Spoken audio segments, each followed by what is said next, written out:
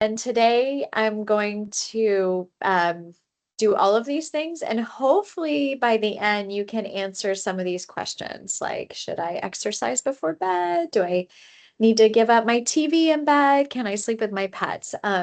Actually, you might not be able to answer that right away, but maybe you'll have information enough to answer it. Okay, so what is sleep health?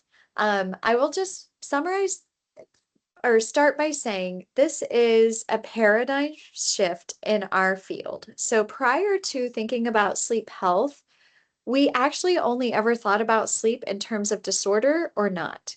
And the reason why this is such a profound shift is for a lot of the reasons that people are so interested in sleep. You don't have to have a disorder for you to be wanting to optimize your sleep. And you can have pretty poor sleep and not actually have a disorder. So I feel it is my mission in life to help people who maybe, well, help people get help when they need it, but also to know that there's ways that you can improve your sleep. And sleep health is comprised of six indices. One is how regular your sleep patterns are. And generally, we tend to think in the field that it's better if your bed and wake patterns are within 1 hour of each other. Okay, so every day, even on the weekend. There is also an indication of just how satisfied are you with your sleep. And believe it or not, even though this is just you who can answer this, your watch can't answer it, your iPhone can't answer it, your mattress can't answer it for you. Just you can answer how satisfied you are with your sleep. And this is actually pretty predictive of how good your sleep is. So not always, not 100%, but generally you wake up feeling refreshed after about 20 minutes and you feel like, huh, that was a decent night of sleep. That's a good indicator. The timing of your sleep. Are you asleep or trying to sleep between 2 and 4 a.m.? And if you are asking yourself, what about shift workers? Someone in my family is a shift worker. Hopefully you're not a shift worker because hopefully you would still be asleep right now. But um, yes, shift work is associated with poor sleep health. And generally, we want to be trying to sleep between 2 and 4. That's the magic numbers there. And duration. Now, we've all heard how many hours of sleep should we get? We've all heard this. I'm just going to open the chat for a second. See if anyone answers this. No one? No one is answering my quiz. How many hours? 8 hours. Yes, we've all heard 8 hours. Uh, Hi, Mandy. Um, yeah. So we've all heard 8 hours. That's an average for adults. So I'll just draw your attention to the 7 to 9 here. Young adult, we might have some young adults here, but between 26 to 64, we generally think most people do well with 7 to 9 hours. Um, and then we can see our teens and school age. They need a little bit more. And I just want to draw your attention to teens. On the lowest end, they need 8, but many teens need about 9. So 8 hours is not sufficient for most kids. Okay. Um, and then we want our sleep to be efficient. Okay, so what does this mean? Here's how you calculate it, but really what I want you to know about this is that when you're in bed trying to sleep, are you sleeping? Okay, so this is, oh, I wake up around 5 and I kind of doze off and on until about 8. That will cut into your sleep efficiency. Also, if you try to go to bed at, 10 p.m. and you take an hour to fall asleep, that cuts into your efficiency. Or if you're in the middle of the night and you wake up and you're awake for, more than 30 or 45 minutes, that cuts into your efficiency. Generally, we hope people can get about 85% efficiency. And the way you calculate that is just your total time in bed that you're trying to sleep and the amount of time that you were asleep. So you subtract anything that you were awake. And then lastly, it's not a nighttime thing, it's a daytime thing. How much alertness do you have? And I'm going to challenge you all to think about how much alertness you have when you're not masking it with caffeine. A lot of caffeine. A lot of people drink caffeine on a daily basis, not a huge issue. But I have heard people drinking up to like 5 or 6 cups of coffee, and they say, well, I feel pretty alert. And I say, how alert would you feel if you didn't drink 5 or 6 cups of coffee? So the key is you generally feel alert during waking hours, and you don't fall asleep the second that your mind is not engaged. So my husband, I don't think he's in here. He's also a UA employee, but my husband always says, "Well, it was boring, so I got sleepy." And I was like, "Oh, actually, that's not a thing.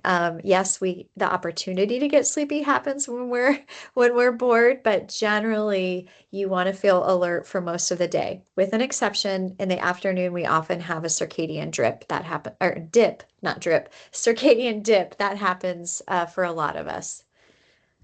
Okay, now types of sleep.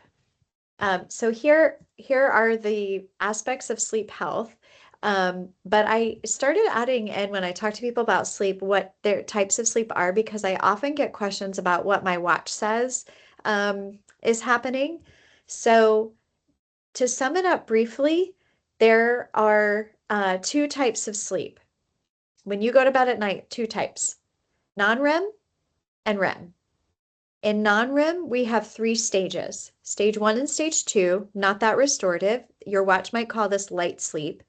And stage three, which is restorative sleep.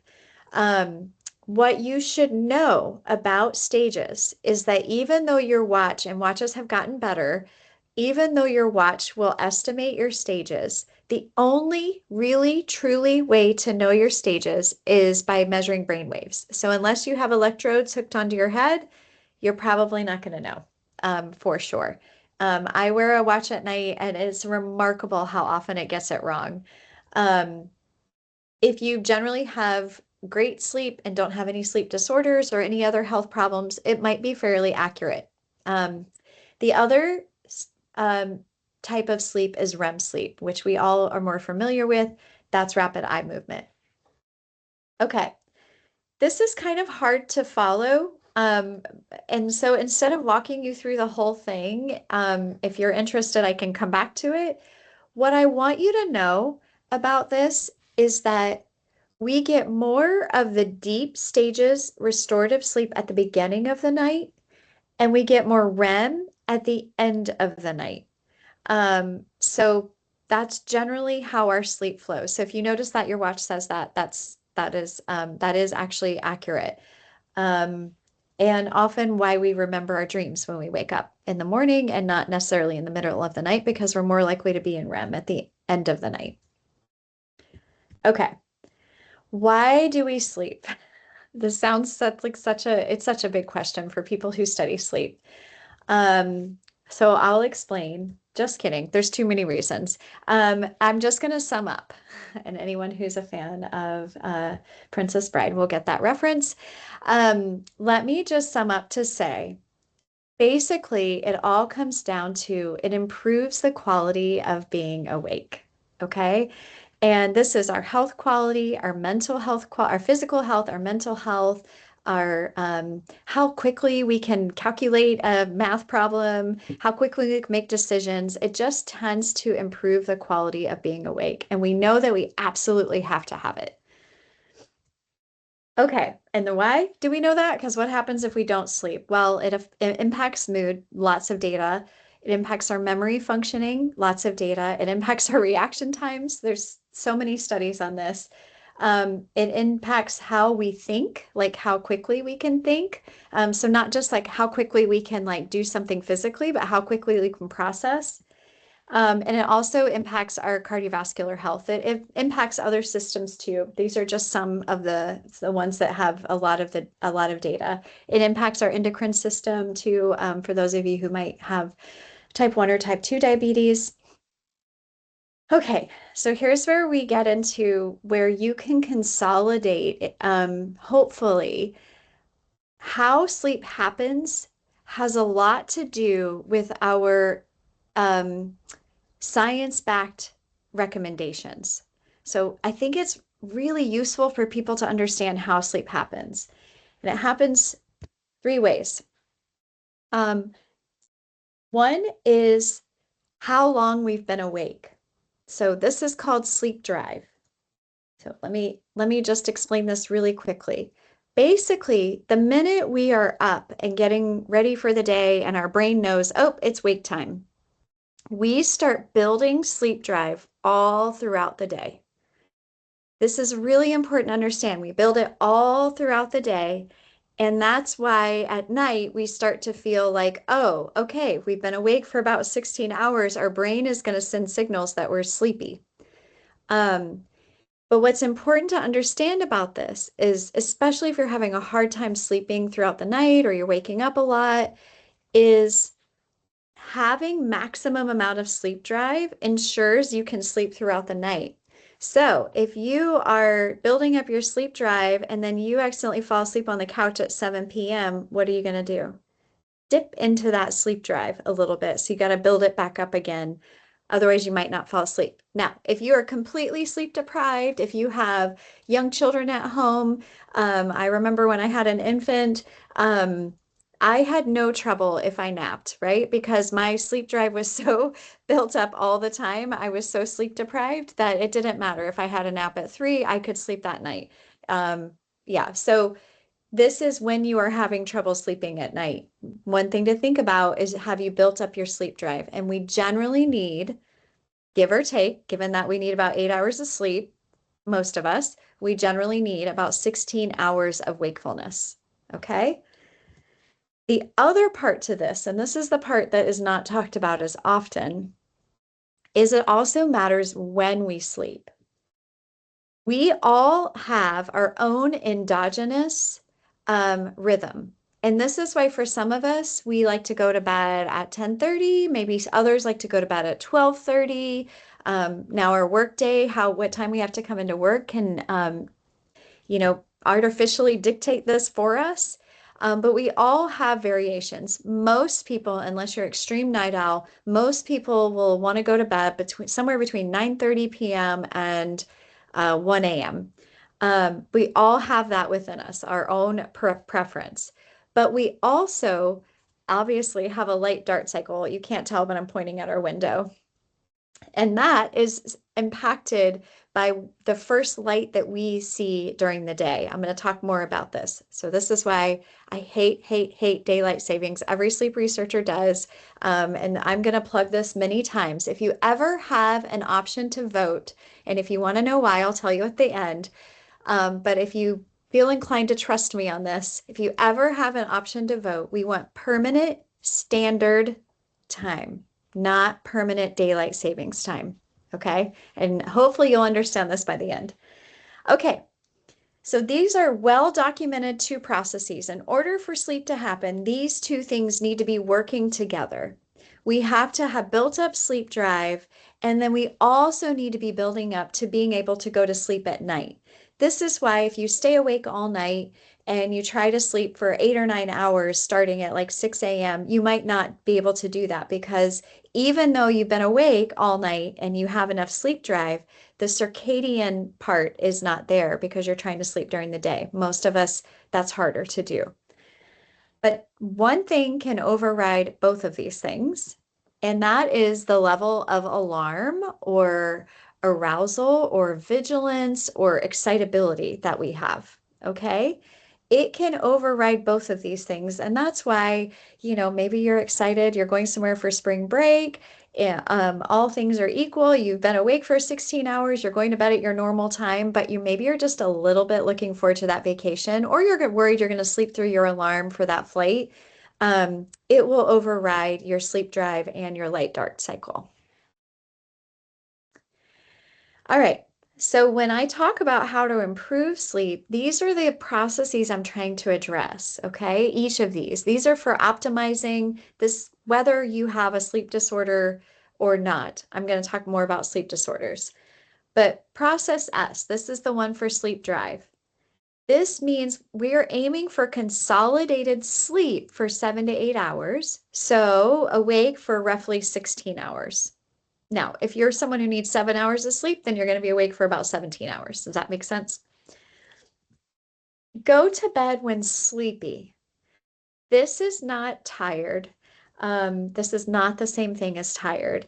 I've realized this over the years that I have to, or that is important for me to explain that.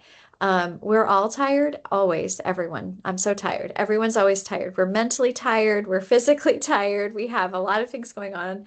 Um, Sleepy it is when your eyes are heavy and you feel like you could drop off at any moment. That's sleepy. Limit dozing. I am so guilty of this. If it's after 9 and my bedtime is not 9, but I try to like get cozy and watch something, I fall asleep almost within like 15 or 20 minutes. So I've learned I kind of need to sit up, especially as I get older. When I was younger, not as much of an issue. I kind of need to sit up so that I'm not getting these little naps that dip into my sleep drive and limit naps. And I say both because when I have learned over the years, if I ask people, do you nap? They say no. And then later they'll be like, well, when I dozed on the couch, and I'm like, oh, that's a nap. Even though it doesn't feel like it, it wasn't like you meant to do it. It is a nap. There are some exceptions to this, and I'll mention this. Um, so when I have a picture of a TV, not because you don't need it, you can't have a TV in your room, but this is often when people might doze or have a nap, is when watching TV and they don't realize it.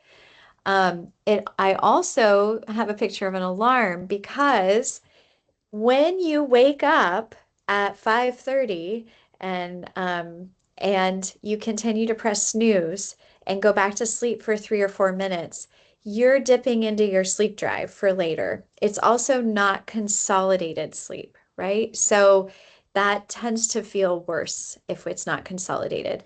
People hate when I tell them this. Um, there's no magic number. But believe me when I say, if you're someone who sets an alarm for an hour before you get up, give yourself a couple of weeks and try to just set one alarm and sleep later. You might feel better. Okay, so how do we improve process C? We cannot control when the sun comes up. Again, my plug for daylight savings. Hate it. It's now dark in the morning. Anyone else notice that? My kid is literally getting on the bus in the dark. We can't control it, but we can control when we have access to light. And there are things out there. We don't suffer from this as much in Alabama. We have a lot of sunshine. But in northern states and in the Midwest and in Canada, they sometimes need light boxes to help control this. But the most important thing that you could do for this, for aligning your circadian process, so remember this is the second part of how we sleep, two things that have to come together, is have a consistent wake time. Even if your bedtime is a little bit inconsistent, as long as you're not going to bed too early, you'll be okay. I tend to tell people err on the side of if you stayed out late and went to bed at 12, just try to make, and your normal wake up time is 6, just try to make your wake up time not more than an hour later.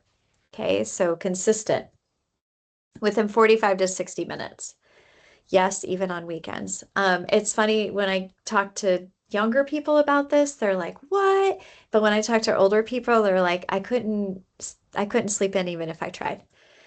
Um, Consider your timing of your light exposure. Morning light is the most potent, okay?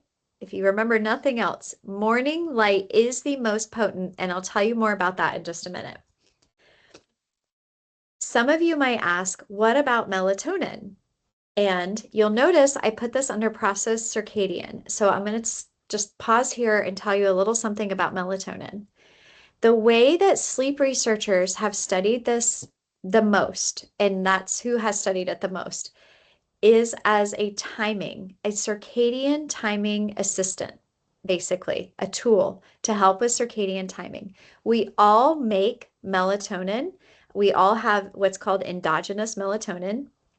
What melatonin in very small doses, a half of 1 milligram, um, about 5 to 7 hours before bed and another half at bedtime. So 1 milligram total. It can send signals to our brain to prepare for sleep. So some people I've advised them they can use it for jet lag. They can use it when they know they're traveling. Um, but it's almost all exclusively the way I've studied it as a timing dose, not as a sleep aid, which is a little bit different. It can make people feel sleepy, but you have to really pay attention to when you're taking it because if it is telling your brain to start that your circadian rhythm needs to shift. I've had people taking 6 milligrams at midnight and then feeling extremely groggy in the morning because it's also affecting their circadian rhythm. Okay, happy to answer more about that later. Okay, now the third thing, the thing that can override both our process C and our process S is alertness. So how do we want to reduce alertness? Well, first of all, let's get this off the screen because that makes us alert. And let's put a more calm image there. Basically, you want the opposite. Now, we live in this world, so there's times that we're not, serene, like this boat, canoe. I'm not sure what you call that, but there's ways you can help your mind prepare to transition to sleep. And the thing I like to tell people is that if we think about when we were little, it didn't work if our parents said come in outside from playing and immediately go to bed, right? Maybe you had a little bit of downtime. Maybe you watched a show as a family together. Maybe you read a little bit before you went to bed. Um, but basically, you let your mind detach from what is happening in the world. We have a lot of ways now to not detach. Notifications on our phones, reading on the iPad, notifications pop up there. And all of these things kind of tell our brain, hey, stay awake, stay awake. You got to stay up, got to stay alert. Um, we also don't talk enough about this, I don't think, but how do we protect our sleeping hours as a family, just a person by yourself? How do you protect that time? I like to advise people to think of their sleep as like in this like little bubble, and discuss with family how this gets protected, how we, guard it basically. Have a bedtime routine and wind down time. Um, and truly, like, think of this as wind down time. Almost every night, I either read or I watch a show that is like really chill. Not going to, except for last night when I was watching um, the new Burbs show on Peacock. It got really intense. And so I needed extra time to wind down. Um, and of course, think about your mental health. There's lots of mental health reasons why it's hard to be calm. And of course, that can impact sleep. So if you find yourself anxious, hard to settle, your mind goes a mile a minute, no matter what you do, that might be time for someone to help you out with that. Um, Another thing that you can do during the day is exercise, and this doesn't have to be crazy, but we're really designed to move. Our work balance, our work doesn't set us up that way right now. We're, all sitting probably listening to this. I'm sitting as I'm talking, but moving tends to help us also be calmer later. Not always, not foolproof. Okay, other considerations. Consider using your bed for sleep only, sleep and intimacy. Reduce caffeine and alcohol. Alcohol actually is initially a depressant, but later a stimulant, so it can really disturb sleep. Consider your timing of caffeine and alcohol. Again, younger people I talk to can drink a, quadruple shot coffee and go right to sleep. Older people, we lose the ability to metabolize that as quickly, and so we have a hard time doing that. Same with alcohol. And if possible, get out of bed if you're not sleeping. So if you're having a night where sleep is just not happening, try to detach from your bed. Either sit on a different side of your bed or sit in a chair in your room. Do a low activity, low light activity. But we're trying to not pair our bed with being awake. All right, so note what I did not suggest. Same bedtime for everyone. Nope, not a thing. Everyone has their own bedtime. Everyone has their own endogenous rhythm. Of course, we all have our work schedules, but how you plan your sleep period in there, there is nothing well, let me say it this way. There's no prize if you are getting up at 5 in the morning every day. I say this because we tend to value people who get up early for some reason. I don't know why as a society. It doesn't really matter when you sleep. But we think there's something really like righteous about being an early bird. You don't have to be an early bird. So if you can roll into work at 8 o'clock in the morning after waking up at 7:40, good for you. You don't have to be an early bird. And yeah, don't need the same wake time. You don't have to remove the TV from your bedroom. If you fall asleep with your TV on, then it's probably not keeping you awake. I would just recommend that you have a timer. If you tend to wake up like 4 hours later and it's still going, just go ahead and put on that sleep timer because TV running in the background can interfere with your deep stages of sleep. You don't have to get a new bed. I mean, by all means, if your bed is like 30 years old and it feels terrible, get a new bed. But there really is really hard to make a promise about sleep with a new bed, even though all the commercials will tell you that. Um, I didn't say no naps. You can nap. Here's what I recommend. If you need a nap, if you had a night of sleep that was really short for some reason, if you have young children, if someone is sick, there's all kinds of reasons, and you have the opportunity to take a nap, nap for less than an hour and maybe closer to 30 minutes and not within 7 hours of bedtime. And that way you have time to build up your sleep drive again. Um, do not, if you're having trouble with sleep, especially, try not to extend your time in bed. The more that we're in bed and awake, the worse it is. And I get why people do this. I've seen it a million times. They get a poor night of sleep. And so they say, tonight I'm just going to go to bed at 7:30 or something like that. If you are prone to having insomnia, this is definitely not something you want to try. Okay.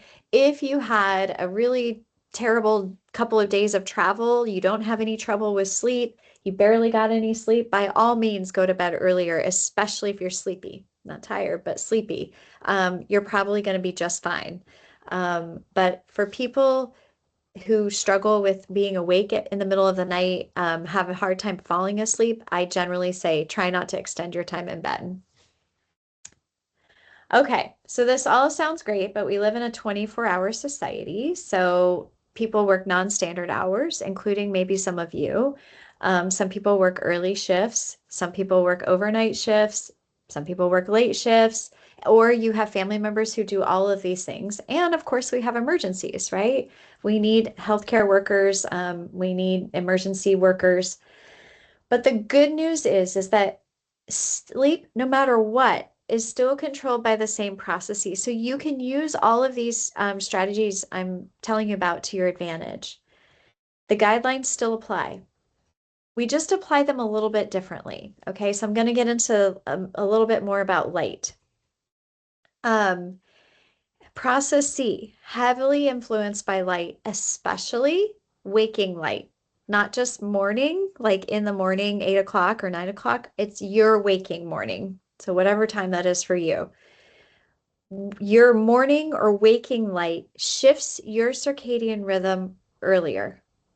Okay, we've done major studies about this.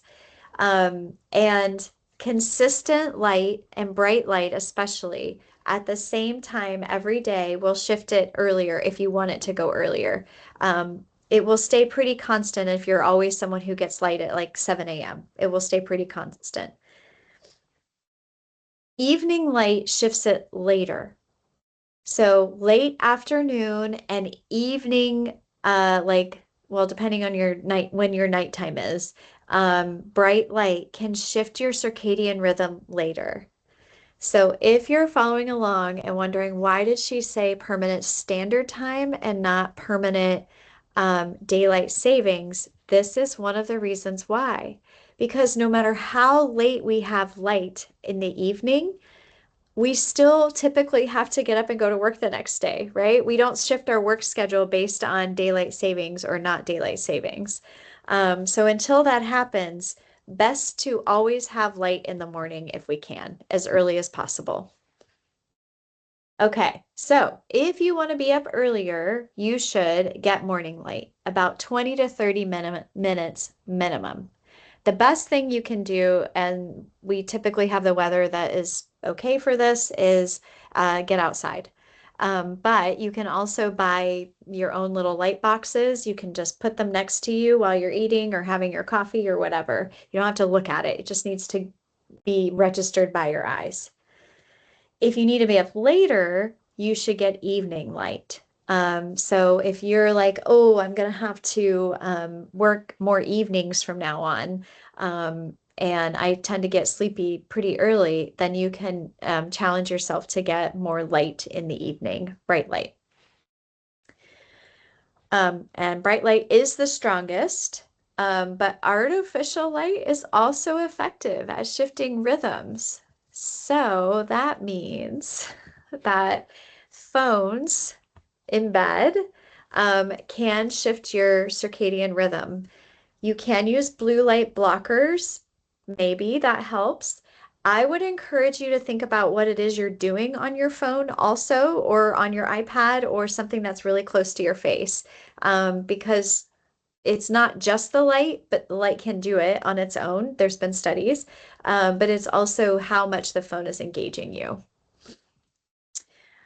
Okay, so we've talked about just sleep health recommendations, but so I'm going to spend a little bit of time on when you have some sleep health issues, what that could mean. Okay, um, so regularity, I didn't actually talk about regularity, but usually that's a circadian problem.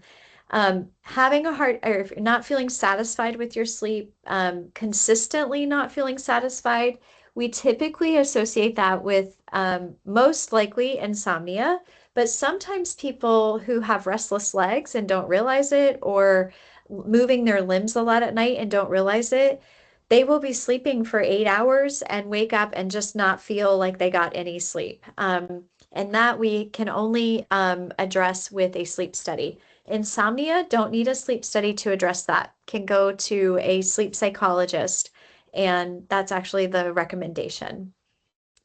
If you're not asleep or trying to sleep between 2 and 4, that can be associated with a shift work disorder.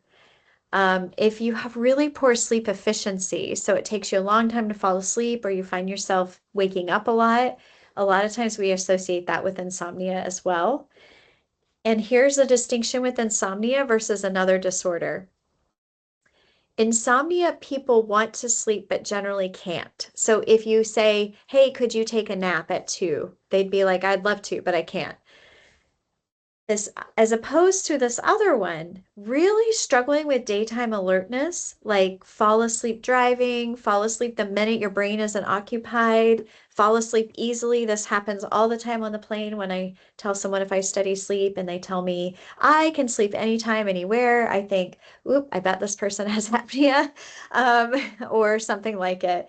Then you're starting to look for apnea, especially if there's other indicators like snoring, gasping. For women, it can look like choking nightmares. So not your, maybe not your typical thing that you think about, the snoring. Women snore too, though. And I just want to say a little bit more about insomnia.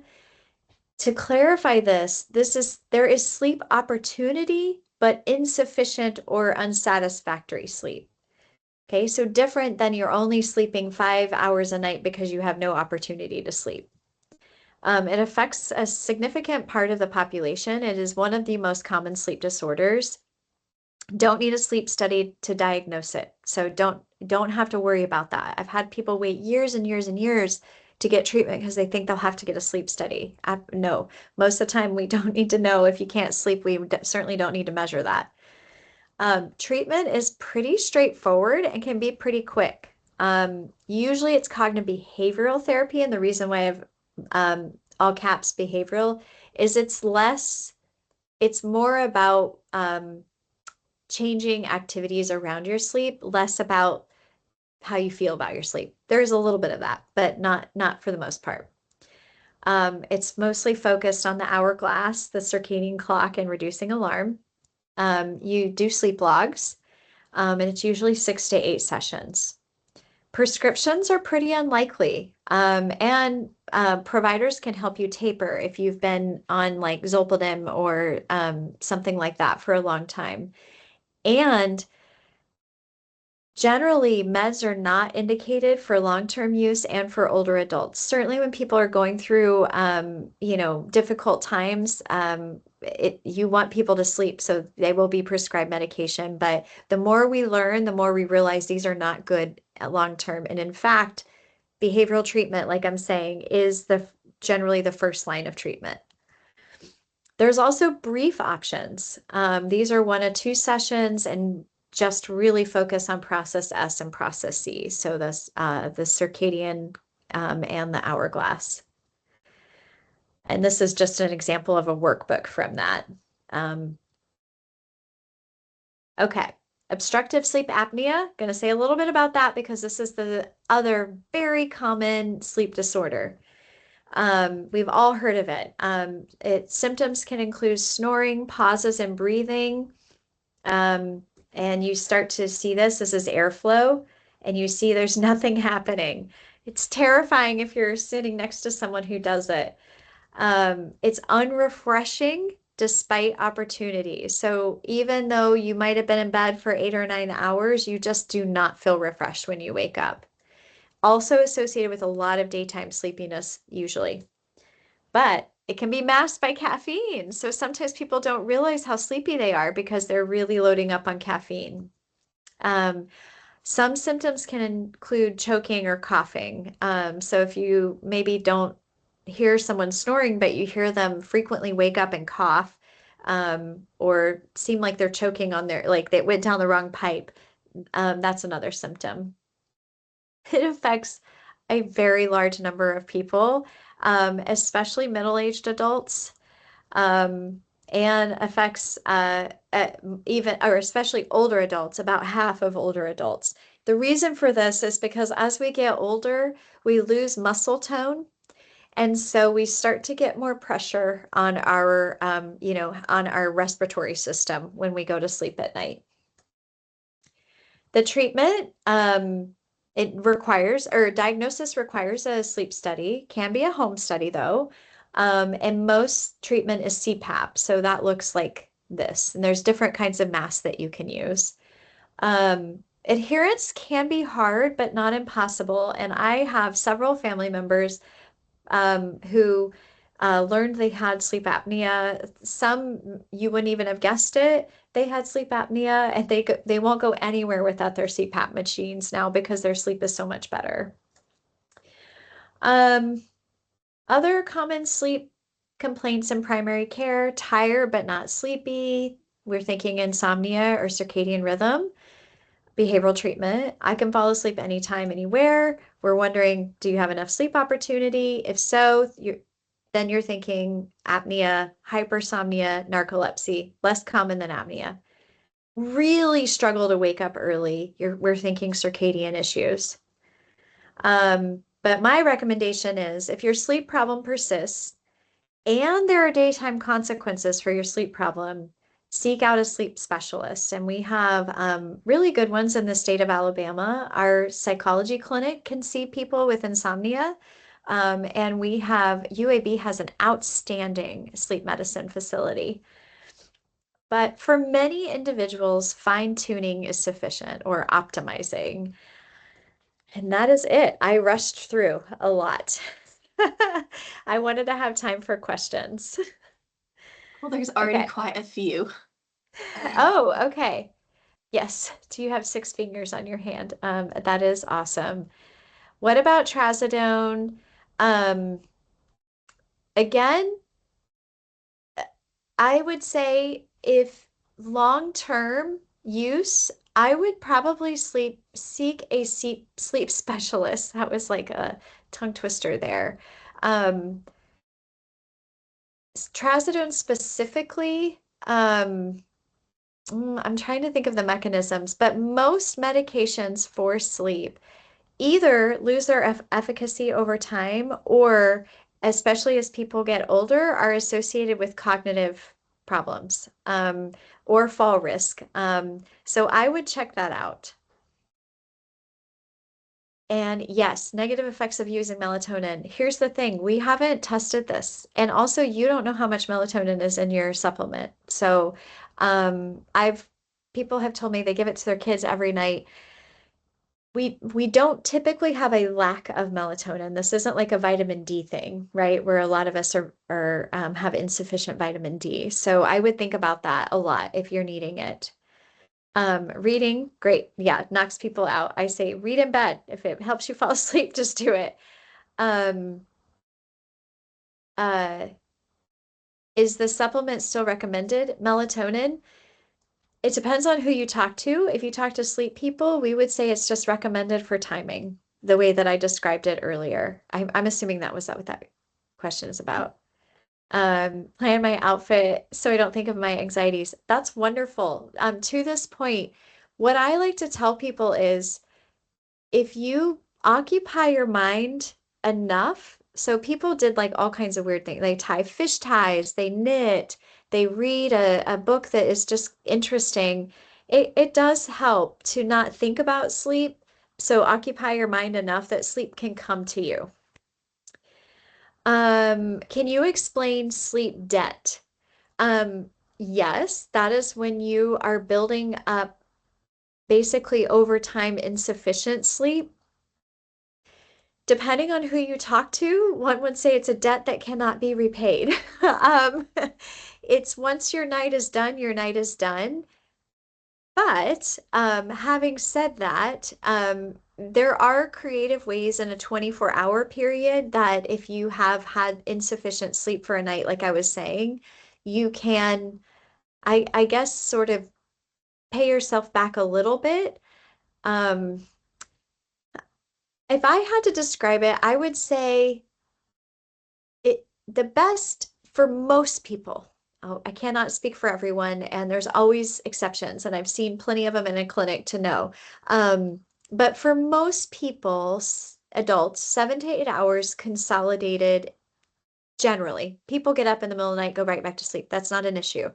7 to 8 hours consolidated is pretty good.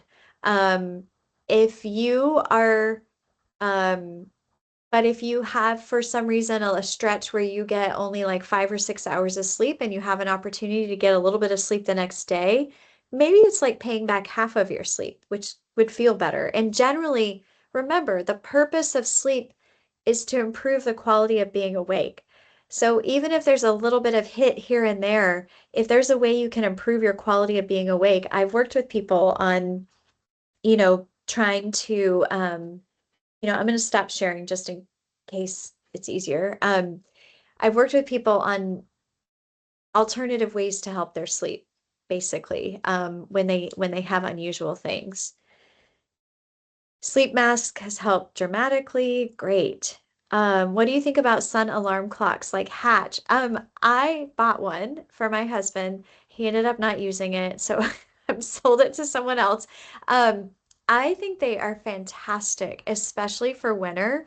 And I noticed, now this is anecdotal, I noticed that I woke up better when I had a sun clock. I kind of still wish I had it just for these few weeks where the sun isn't up because of daylight savings. Have I mentioned how I don't like daylight savings? Permanent standard time. Okay. Uh, Thoughts on sound machines for adults and children? Um, I think there are a little bit of studies out there that maybe we shouldn't be having sound all the time. Personally, I love a fan. So I think that if that helps, it helps. And also, the reality is we live with other people, and sometimes it's just easier, right? Like if there's a buffer. I had sleep apnea before getting a tonsillectomy and septoplasty, and the difference in quality of sleep is profound. That is wonderful. I should say that surgeries do work for some people depending on the specific issue. Tonsillectomy can be one of them. Um, my thoughts on implantable device for sleep apnea. I personally have not studied this, and I don't feel comfortable answering this. I see the commercials and I think I should look up that research, and I just haven't. Um, I don't know. Maybe I'm just skeptical because that's what I'm a researcher and I'm just always skeptical. I would want to see if here's what I would ask myself. If there evidence that isn't supported by that industry? That's what you want to know. What about magnesium? Yes, magnesium is one supplement that has been associated with improved sleep. There's a couple mechanisms for this. One for sure mechanism is when there is um, restlessness. Sometimes that is helpful. There's like maybe deficient vitamins happening. Um, and um, some people say it's good for the heart. Personally, haven't studied it yet, but I will say of the supplements, all the things, it is one that has some support. It tends to be low risk, so something you could try. Does University Medical Center have sleep specialists? Yes, they do have one. I believe they just transferred actually over to them. Um, so you could go to University Medical Center. The only reason I say UAB also is because their sleep program has been around forever, and a lot of people are really awesome there. But University Medical Center also has some, and especially for getting treatment for like sleep apnea, you could seek that out there too. I'm a coffee drinker. Mentally, I feel like I have to have it. Oh, but only sleep 5 to 6 hours. My mind is racing. Should I take a supplement? I would first look at how much coffee you're having. And I also don't know your age. You don't have to tell me. But one thing I've noticed as I've gotten older, I used to be one of those people, even just 5 years ago, if I had a coffee at like 5 o'clock, didn't affect my sleep. I have noticed significantly that it affects my sleep now. If I have too much coffee after like 1 o'clock, and I'm gonna have a coffee after this, and I'm just gonna suffer the consequences. But when I say I have a coffee, I have half decaf, half regular coffee, and I have max 2 cups a day. So the first thing I would do is look at your timing. And before you take a supplement, I would actually seek out a behavioral sleep person, either at UAB or go to our psychology clinic. Um, I would do that before I took a supplement, honestly. Can people have the feeling of sleeping better without the CPAP?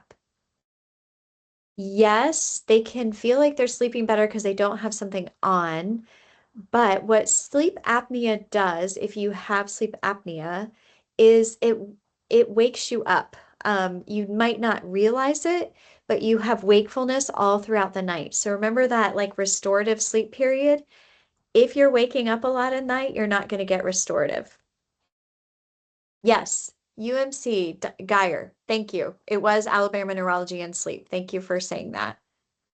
Um, I haven't studied it myself. Magnesium has helped with blood pressure and stress. Yep, this is the thing. I've heard a lot of good things about magnesium. Um, yes. Trazodone is, thanks, Mandy. It is highly associated with a sleep hangover. A lot of the sleep meds are. Vegetables at the grocery store in alphabetical order. Love it. Plan what I would do if I had $1 million. That's great. These are all really good strategies. Just something that takes your mind off of the world, right? The world is overwhelming. Um, Thank you for sending the link for UMC. Um, and Dr. Geyer is someone we've worked with a ton. Thank you. I don't know why he slipped my mind. We have worked with him for years, so thank you. Mouthpiece device for CPAP. I don't know about that. And yeah,